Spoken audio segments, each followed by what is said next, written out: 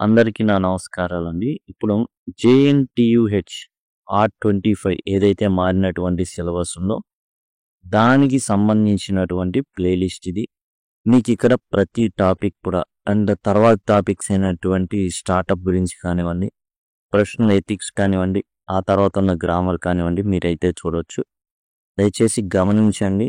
దీన్ని సింపుల్‌గా మీరేందంటే డిస్క్రిప్షన్ నుంచి అయితే పొందొచ్చు. అలానే నోట్స్ కావాలి అనుకునేటటువంటి వాళ్ళు మీరైతే డిస్క్రిప్షన్‌లో ఈ విధంగా ఉంటుంది. ఇక్కడ మీరు గమనించినట్లయితే ప్లేలిస్ట్ కావాలంటే అదిగోండి ప్లేలిస్ట్ ఇది. దీన్ని క్లిక్ చేస్తే ఈ విధంగా ఓపెన్ అవుతుంది. ఇందాక చూపించిన విధంగా. నోట్స్ కావాలి అనుకుంటే imojo.in/jntuh అని ఉంటుంది. క్లిక్ చేసినట్లయితే మీకు ఈ విధంగా ఓపెన్ అవుతుంది. ఇక్కడ నుంచి పర్చేస్ చేయొచ్చు. పక్కాగా పర్చేస్ చేయాలి ఖచ్చితంగా అని రూల్ ఏం లేదు.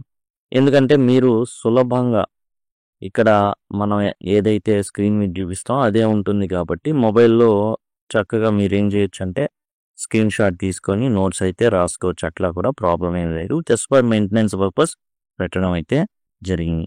Be thankful. బీ థాంక్‌ఫుల్ అంటే కృతజ్ఞత కలిగి ఉండడం.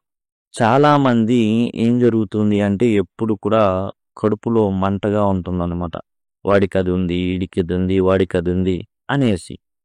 ఎదుటింటోళ్ళకి అది ఉంది, పక్కింటోళ్ళకి అది ఉంది, వెనకింటోళ్ళకి అది ఉంది. వాళ్ళు ఏసీ తెచ్చారు, వాళ్ళు ఫ్రిడ్జ్ తెచ్చారు, వాళ్ళు కార్లు కొన్నారు. కానీ కార్లు ఉన్నాయని సంతోషించేవాడు ఎవడు ఉండరు. కాబట్టి ఇక్కడ బీ థాంక్‌ఫుల్ ఏం చెప్తానో ఎప్పుడు సంతోషంగా ఉండండి, ఆనందంగా ఉండండి, కృతజ్ఞత కలిగి ఉండండి అనేసి చెప్పడం అయితే జరిగిందనమాట.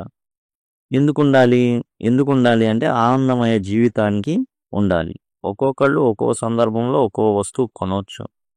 కాబట్టి మనం దాన్ని చూసుకొని కుంగిపోతా అట్లా ఉండకూడదు. మనకున్న దాంతో దేవునికి థాంక్స్ చెప్పుకొని ముందుకు వెళ్ళాల్సిన అయితే అవసరం అయితే ఉంటుంది. జీవితానికి థాంక్స్ చెప్పుకొని, మనకు మనం థాంక్స్ చెప్పుకొని ముందుకెళ్ళిపోవాలి. The poem be thankful teaches us the value of gratitude in every situation of life. కృతజ్ఞతకున్న పవర్. మనం ఏంటంటే అరే ఏదైనా కానీ మనకున్న పాజిటివ్స్ ఉంటాయి. కొంతమందికి కాళ్ళు ఉండవు. నాకు కాళ్ళు ఉన్నాయి చాలు, కాళ్ళు లేకపోయినా కాళ్ళు ఉన్నాయిరా బాబు చాలు అన్నట్టుగా జీవితాన్ని జీవించాలి. అంతే తప్ప నాకు అది లేదు ఇది లేదని ఉంటే చాలా కష్టంగా ఉంటుంది అనమాట. The poem be thankful teaches the value of gratitude. ఎందుకు కృతజ్ఞత కలిగి జీవించాలి అనేది చెప్తాను. ఇన్ ఎవ్రీ సిచ్యువేషన్ ప్రతి సిచ్యువేషన్లో కూడా మనం ఏం చేయాలి అంటే వీ షుడ్ బీ థాంక్‌ఫుల్. మనం చాలా థాంక్‌ఫుల్‌గా జీవించాల్సి ఉంటుంది.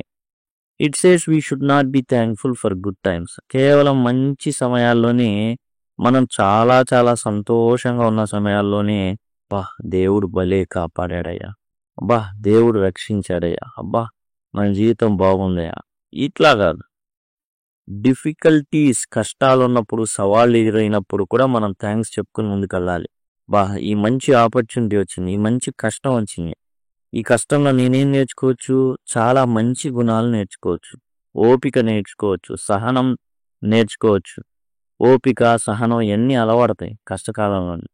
If you had everything we wanted, ప్రతిదీ మనకుందనుకోండి కావాల్సిందల్లా, life would have no excitement or goals. మనకి ఎగ్జైట్మెంట్ ఉండదు.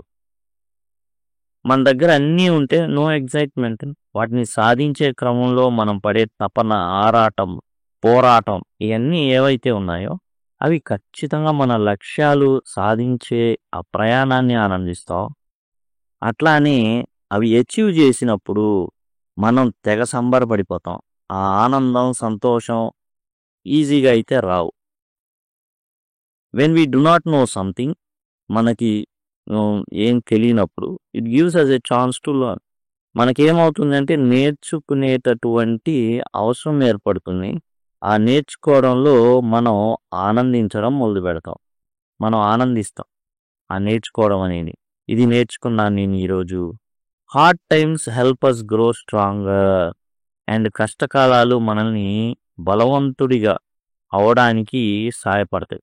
ఇంప్రూవ్ అవర్ సెల్స్, మనల్ని మనం ఇంప్రూవ్ చేసుకోవడానికి కూడా కష్టకాలాలు ఉపయోగపడతాయి. ఏదైనా రోగం వచ్చింది బాధపడకూడదు. అరే వెయిట్ కొంచెం తగ్గాలనే, ఈ వెయిట్ తగ్గడం కోసం ఎన్ని పాటలు పడ్డాం. ఇట్లా ఒక పాజిటివ్ మైండ్ సెట్ అనేది మనం కలిగి ఉండడం అనేది మంచిదన్నమాట. Challenges build our strength and character. ఏవైతే సవాళ్ళు ఎదురవుతాయో అవి మనలో మానసిక బలాన్ని అండ్ మన క్యారెక్టర్ ప్రవర్తనని మారుస్తాయి. While mistakes teachers important lessons. మనం చాలామంది అరే తప్పులు జరుగుతాయి. మనం నేర్చుకుంటున్నాము అంటే ఖచ్చితంగా కొత్త విషయాలు నేర్చుకుంటున్నాము అంటే ఖచ్చితంగా తప్పులు అనేవి సహజం. తప్పులు జరుగుతాయి. ఆ తప్పులు పోయినప్పుడు బాధపడకూడదు. దాని నుంచి ఏం నేర్చుకున్నాం అనే దాని మీద మనం కాన్సన్ట్రేట్ అనేది చేయాలి. While mistakes teachers important lessons. Mistakes కూడా చాలా మంచి అసలు పాఠాలని నేర్పిస్తాయి. Even being tired shows that we have worked hard and given our best. కష్టపడతాం, అలసిపోతాం. ఇంద్ర అలసిపోయాను. అలసిపోవడం అనేది దేనికి గుర్తు? నువ్వు కష్టపడ్డావు అని చెప్పడానికి గుర్తు. ఆ చెమట, నువ్వు చిందించిన చెమట నువ్వు వీరుడివి అని తెలియజేయడానికి గుర్తు అనమాట. కాబట్టి చెమట చిందించి కష్టపడితే తప్పేం కాదు. తప్పు చేసిన తప్పు కాదు. ఆ తప్పు బాధపడే బదులు మనం దేని వైపు చూడాలంటే ఆ తప్పు నుంచి మనం ఏం నేర్చుకున్నాము అనేది మనం చూసుకోవాలి.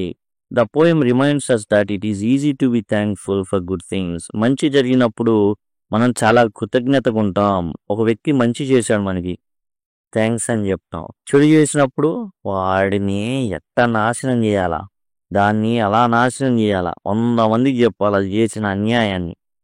లోకంలో మనం అన్ని మంచి చేయగలుగుతామా?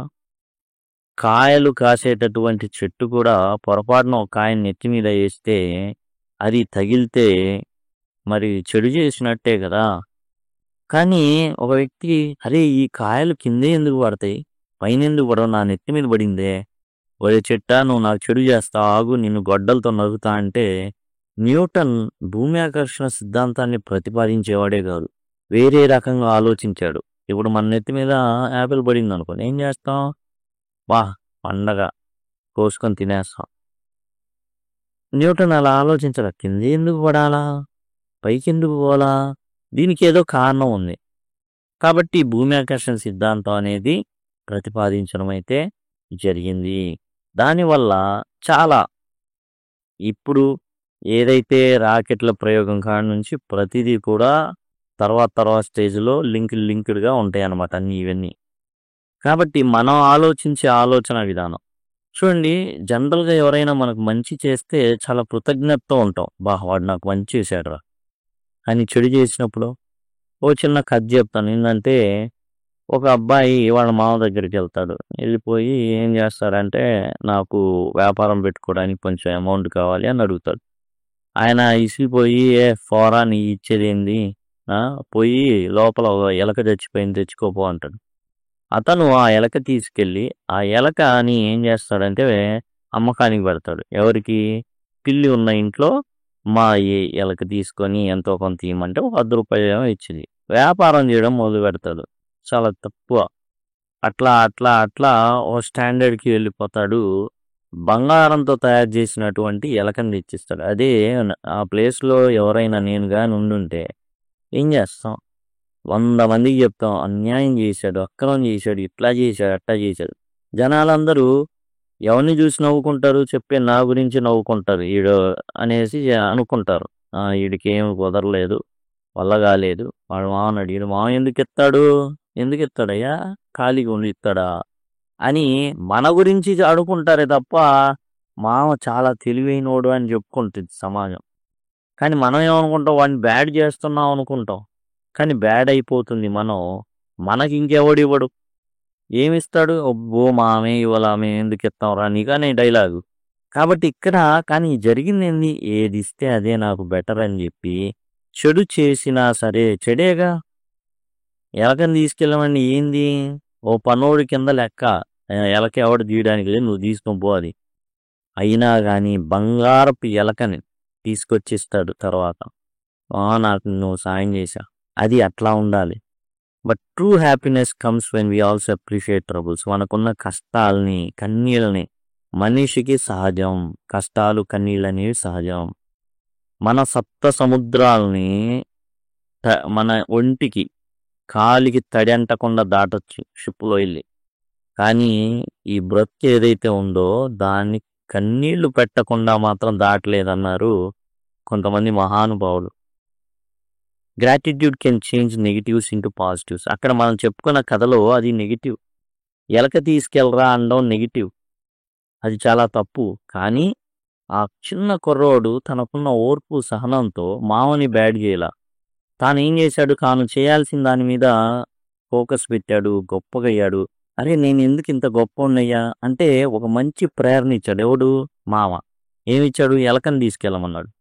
అది చెడు ప్రేరణగా తీసుకోవాలా, మంచిగా తీసుకున్నాడు అండ్ సక్సెస్ అయ్యాడు. అరే నేను ఇంత గొప్పోడిని అవడానికి కారణం అంటే మామ. ఓ వెళ్దాంపా, ఎలకిద్దాం, బంగారపు ఎలకనిద్దాం. By being thankful for problem, మన సమస్యలకు కూడా మనం థ్యాంక్ యూ చెప్పుకున్నప్పుడు, జీవితానికి దేవునికి చెప్పుకున్నప్పుడు we can see them as blessings. అవి ఎట్లా అవుతాయి? ఆశీర్వాదాలుగా అవుతాయి. That help us learn live meaningful life. ఒక మంచి అర్థవంతమైన జీవితాన్ని మనం జీవించడానికి ఆ గ్రాటిట్యూడ్. ఏ పొజిషన్ బాగోలా, ఓ కూరింట్లో ఉంటున్నాం, థ్యాంక్ యూ, చల్లగా ఉంటుంది ఇల్లు, ఏసీ కన్నా కూడా ఇది సూపర్, భలే బాగుంటుంది, ఎండాకాలం ప్రశాంతంగా నిద్రపోవచ్చు. ఏది అంటే మళ్ళీ కరెంట్ బిల్లు కట్టాలి అని కృతజ్ఞత చెప్పుకొని మనం ఏం చేస్తాం, అదే ఇంట్లో ఉండడానికి ట్రై చేయాలి. అక్కడ మనం చక్కగా చదువుకొని ఒక మంచి స్థాయికి ఎదగడానికి ప్రయత్నిస్తాం. జీవితంలో ఎన్నో కష్టాలు వస్తాయి. ప్రతి దాన్ని దాటడానికి దాన్ని ప్రేరణగా తీసుకుంటాం, మంచిగా తీసుకుంటాం. అంతే తప్ప అక్కడే ఉండిపోవాలి కాదు. మన ప్రయాణం అనేది మనం సాగిస్తాం. ప్రయాణంలో ప్రతి పాయింట్ దగ్గర ఆనందపడతాం. కష్టంలో కూడా దేవుడా ఈ కష్టం నాకు ఇచ్చినందుకు నీకు ధన్యవాదాలు, ఓ జీవితమా నువ్వు నేర్పించిన పాఠానికి ధన్యవాదాలు. ఈ విధంగా చెప్పుకుంటూ ముందుకు వెళ్ళిపోతాం. అంతే తప్ప కుమిలిపోయి కృషించి నశించి పోవన్నమాట. కాబట్టి మనకేందంటే we should be very thankful for our life. మనకు కావాల్సిందంతా మన చేతుల్లోనే ఉంది. అనవసరంగా ఇతరులు అది తెచ్చుకున్నారు, ఇది తెచ్చుకున్నారు అని కడుపులో మంట పెట్టుకోవడం అనవసరం. We should B thankful for life what we have. మనకున్న దాంతో మనం సంతృప్తి చెంది జీవించాలి అనేది బీ థ్యాంక్ఫుల్. ఇది వచ్చేసి నోట్స్ అండి. ఎగ్జామ్ పాయింట్ ఆఫ్ వ్యూలో మీరు రాయడానికి ఇది ఎస్సే ఉపయోగపడుతుంది. Thank you, thanks a lot.